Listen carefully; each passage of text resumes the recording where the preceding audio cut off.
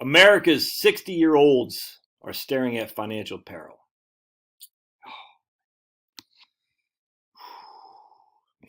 I don't know what to tell you. You're not going to be able to retire. From the Wall Street Journal just the other day, from John Camp. Who is old John Camp? Well, we'll read that later. Here's Shauna Staples. Shauna Sharps is her name. She turned 60 years old, and she expects to keep working at least for the next decade. Okay, so you work until you're 70. Is that the worst thing ever happened? Okay. She doesn't travel and grows much of her own food at her home in western Washington state, where there's no income tax, by the way. The payroll manager for a local Native American tribal authority has meager savings and expects she'll have to keep working for at least the next decade. Part of her challenge, so she has to work until she's 70, she's thinking. Okay, and she's a payroll manager. She's not digging ditches. Part of her challenge is she turns 60 in January, putting her at the tail end of the baby boomer generation or whatever. The most important thing right now are a place to live indoors, water, and food. All right, and think about how I'm going to provide that for myself from now until I drop dead. Well, you're going to provide that for yourself because you have the place to live, water, and food. Okay, she only has $3,000 in retirement account. So let's keep looking, though. Let's keep looking at Shauna. We're going to see what else is going on with Shauna here. We're going to go down here. 1 second. Sharps, who has 4 adult daughters and lives in Oakville, Washington, lost roughly half the $20,000 in her 401k during the financial shock of 2007 and 9. She applied the remainder to the home mortgage. Okay, so she has 4 kids. All right.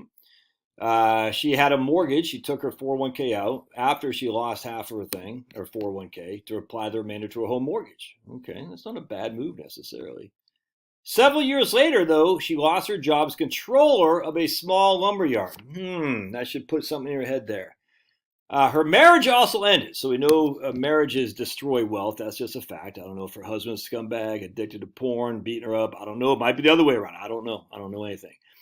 But they had 2 income. Interesting. And they raised 4 kids. And she was controller for a lumber yard. Interesting. Last year, she bought a rundown 2-bed house on nearly 2 acres that she's rehabbing with her fiance. She hopes to at least cut back on work by age 70. To do that, she'll need to pay down she has $260,000 mortgage. Interesting. So what's the fair market value of her home? It doesn't say, but she has a $260,000 mortgage. All right. Interesting. And she's looking at financial peril. Interesting. A recent study looking at the roughly 30 million young boomers who will turn 65 between this year and 2030 determined that just over half have no more than $250,000 in financial assets. That makes it likely that these people have to rely on Social Security after burning through some savings as a primary source of income. Let's just look at Sharp here. Sharps. Nothing else on Sharps, though. She doesn't travel and grows. I don't travel much. Grows much her own food. Interesting. And her income right now is, what did they say, $40,000, I think is what it says her income was. Let's see where we can find this. I can't find it. Let's just say it didn't say her income and it doesn't say her expenses. Isn't that interesting? Wouldn't you want to think what your expenses are there, Wall Street Journal? It doesn't say what her income is. Let's just say she's making $40,000 a year. All right, let's just say that. Now, what did it say she was doing before? She was working as a controller for a lumber yard that shut down. I guarantee she's making more than $40,000 a year before that. All right. Now she raised 4 children, so either she was working the whole time, or she stayed at home. Either she's going to get half of her previous husband's, as long as she's fiance. She's over 60, so she can get married now and get half of her previous spouse's Social Security or her current spouse's Social Security. And you can get half your previous spouse's Social Security even before he files. Isn't that interesting? Her current spouse, you got to wait till he files. But anyway, be it as it may. How much would she make as a controller? $60,000, $70,000 a year? So what's her Social Security based on? Is it based on the $40,000 she's making now? I don't know what she's making. I don't know. No, it's not. It's based on her 35 years of average index monthly earnings. So let's say in 2005 she was making $60,000. Oh, we can actually look at Social Security here. Let's check this out. Go here to the indexing, how you compute your average index monthly earnings when it's been indexed for inflation. So for retirement eligibility, it says 62. So if a person reaches 62 in 2024, then 2024 is this person's first year of eligibility. Now this lady, hello Finnegan, this lady was what? And I'm not here bashing the lady, I'm just saying, I just find it interesting. I think she just said she just turned 60. Yeah, turned 60. So her first year of eligibility would be 2026, all right? 2026 will be her first year of eligibility. So let's just say she made $60,000 as a controller in 2005. I'm just going to use that for example. So 2005. So in 2005, we take that 60,000 right there, and we times that by 1.86 times 1.86. So that's $60,000 in 2005 is the equivalent of $111,000 today, which is what her Social Security is based on. So ironically, they never say how much Miss, what's her name, Staples, Sharps, how much she actually is going to get in Social Security. They just say she's at financial peril because they don't say, because she doesn't have that much savings. But we don't say what her equity is, her home. Can we do a reverse mortgage to pay out the mortgage? Let's take a look at the median house in, what was that called? Oakwood, Washington? Is that what it is? So let's just take a gander here, shall we? Hold on a second. Oakville, Washington. Let's take a look at what the average property is in Oakville, Washington. Oakville, Washington, at least 2 acres. And check this out. Houses.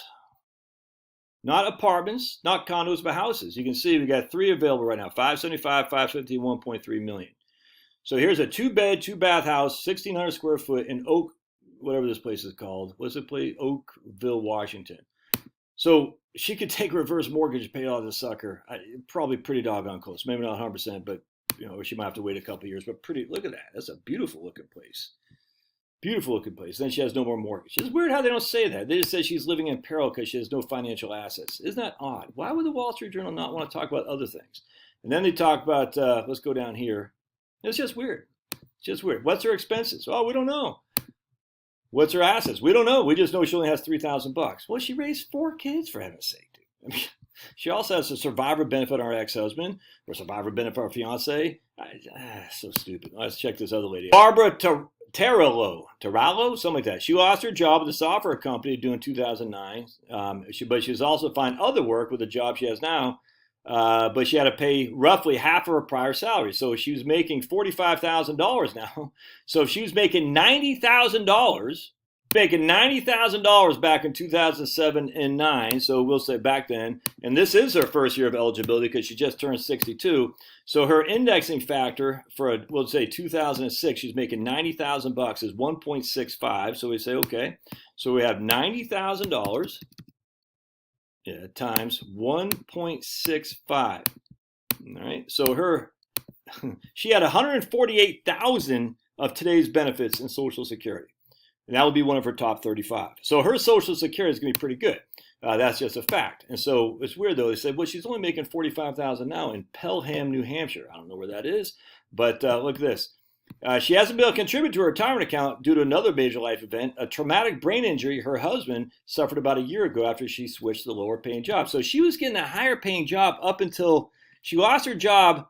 But weird, she's able to find other work, a job she still has now during marketing work for another software company, but roughly half her salary. She still makes $45,000 a year today while working from home. But then it says right here, Tom, right here. So Tom suffered a major dramatic brain injury her husband suffered about a year after she switched to the lower paying job. So we'll just say in 2010. The couple lost his higher salary and had to move homes to accommodate his wheelchair. They pay their mortgage and other household expenses from her salary, modest disability benefits. Well, he can get certainly his full retirement age Social Security, and that'd probably be well in the $2,500 to $3,000. I don't know. I'm not saying it's cheap, but it's a whole lot different looking at Peril. So she asked Karen, look, I don't have any hesitation saying that sucks, dude. It sucks. He had a traumatic brain injury, and he's only going to get his disability. Hopefully he has some other disability too from his work, but he's going to get Social Security disability, and he's on Medicare. I'm not saying that's cheap. I'm not saying it's not good. I'm not saying anything. I'm just saying, but right here, it's not more than modest. She also has a dip in the retirement. They have about $250,000 to $300,000 to help cover the cost. Today, living in a 55 and up community filled with older retirees, she finds it hard to leaving work herself. Why? Again, it doesn't say how much expenses. So there's Tom right there. It sucks. You got a traumatic brain injury. It does. I do. I totally get it. But but the whole premise of this article is retirees 60 years old are staring at financial peril. It's just incorrect. A recent study by the nonpartisan EBRI suggests that people are overly optimistic of how long they can remain on the channel, whatever. Social Security can provide a financial backstop for many older Americans because benefit of Social Security was never intended to be your full retirement. Guess what? There was no full retirement back when Social Security came out, you friggin' people. Not you guys, not my people, just these idiots. Social Security was never provided to be the full thing. No one had retirement back then. They had pensions. You're just wrong. This is just silly. They're just wrong. And why they let's see how many comments there are here. Yeah, 2,000 comments. Why do they do this? This is the Wall Street Journal. Why are you doing that? America's 6 years old staring at financial peril. Look, I nothing but respect for Barbara Tarallo or whatever her name is, having to take care of her husband brain surgery. How many times does that actually happen? Not the overall 60 years old facing financial peril. It's just stupid to say that, even imply that could happen to you. It's just not.